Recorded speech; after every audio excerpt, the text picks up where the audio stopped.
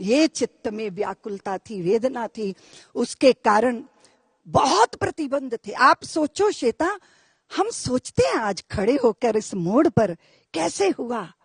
अभी इसी दिल्ली में मेरे ऊपर तो 35 मुकदमे थे, आपको मालूम है। मुझे जहां भी कहीं जाती थी कुछ कहती तो मैं यही थी कि राम जी का मंदिर बनना चाहिए, क्योंकि राम जी हमारे आराध्य हैं। अगर हम ठाठ में रह रहे हैं तो हमारे राम जी ऐसे जेल की सलाखाओं के पीछे कैसे रह सकते हैं। तो उसके कारण, लेकिन एक ऐसी अज्ञात शक्ति थी जो पता चल जाता था कि अभी पुलिस आने वाली। मैं अपना अनुभव बता रही हूं कि हम हरिद्वार पहुंचे प्रवास करते करते हमारे आश्रम में।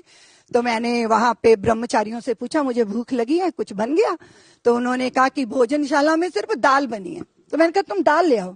तो दाल का कटोरा आया, मैं बरामदे में बैठ के दाल पीने लगी। अंदर से आवाज आई कि पुलिस आने वाली है। मैंने ब्रह्मचारियों से कहा जाओ, दौड़ के जाओ, आश्रम के दरवाजे को बंद कर दो। और वो दरवाजा ऐसे शलाखों का दरवाजा था। उन्होंने जैसे ही अंदर से सांकल लगाई, तैसे ही पुलिस की जीप आके खड़ी हो गई। मैंने वो दाल का कटोरा वहीं रखा, आश्रम की रसोई की छत पे मैं चढ़ गई और पीछे मैंने तकरीबन 12 फुट ऊंची वो दीवार थी, मैंने पीछे छलांग लगा दी। वो दीवार जो थी मिट्टी के गारे से चुनी हुई थी, उस साथ में दीवार गिर गई। मैं पीछे जो आश्रम वाले थे उनको मैंने कहा कि मुझे आप लोगों की सहायता चाहिए, मदद चाहिए। वो मुझे देख के डर गए, बोले रितंबरा तुम यहां से जल्दी चल जाओ, नहीं तो फिर पुलिस तुम्हारे पीछे आ जाएगी।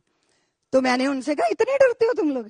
और वहां से मैं निकली, वहां से रिक्शा पकड़ा श्वेता जी, मैं दूधाधारी आश्रम है उस सड़क पर पहुंची। और उस समय मोबाइल का जमाना नहीं था कि हम फटाफट मोबाइल पे सूचनाएं दे रहे हैं या किसी चीज को वो कर रहे हैं।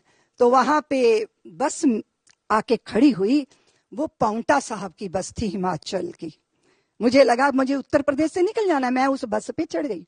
और आप ये देखो कि पाउंटा साहब पहुंचने से पहले 25-30 किलोमीटर पहले जंगल में वो बस खराब हो गई।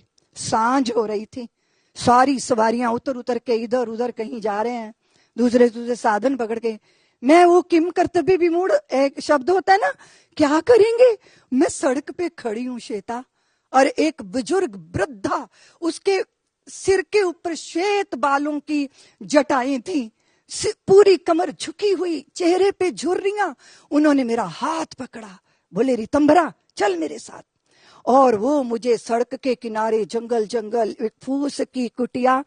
श्वेता आज भी मैं याद करती हूँ ना तो मेरा रोम रोम खड़ा हो जाता है, मुझे रोंगटे खड़े हो जाते हैं, मुझे रोमांच हो जाता है। वो फूस की कुटिया में वो माता मुझे रात भर बाहों में बांधे रही, बोले रितंबरा मुझे पता है तेरा संघर्ष, मैं जानती हूं, इतने जंगल में। फिर वो पते क्या बोले, बोले तेरे राम बहुत सीधे हैं, 14 वर्ष के लिए भेज दिया गया। वे चुपचाप मुस्कुराते हुए अयोध्या से निकल गए।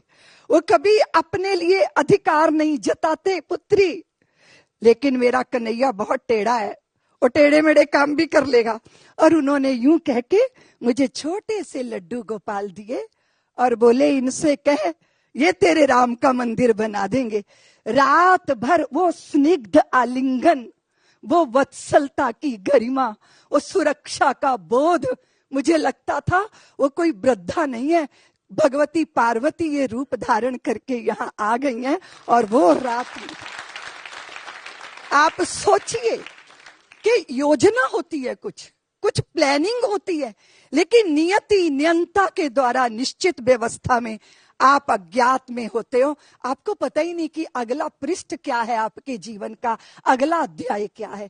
ऐसे सैकड़ों हजारों संस्मरणों से मेरा चित्त भरा पड़ा है श्वेता। उस पूरे आंदोलन के दौरान ये लगता था कि कोई ऐसी शक्ति है जो हम सबको संचालित कर रही है, क्योंकि अयोध्या का आंदोलन विश्व हिंदू परिषद के मार्गदर्शक मंडल के संतों के संकल्प से प्रारंभ हुआ था श्वेता जी। फिर बाद में वो आंदोलन ना किसी व्यक्ति का था, ना किसी संगठन का था, फिर वो जन आंदोलन था।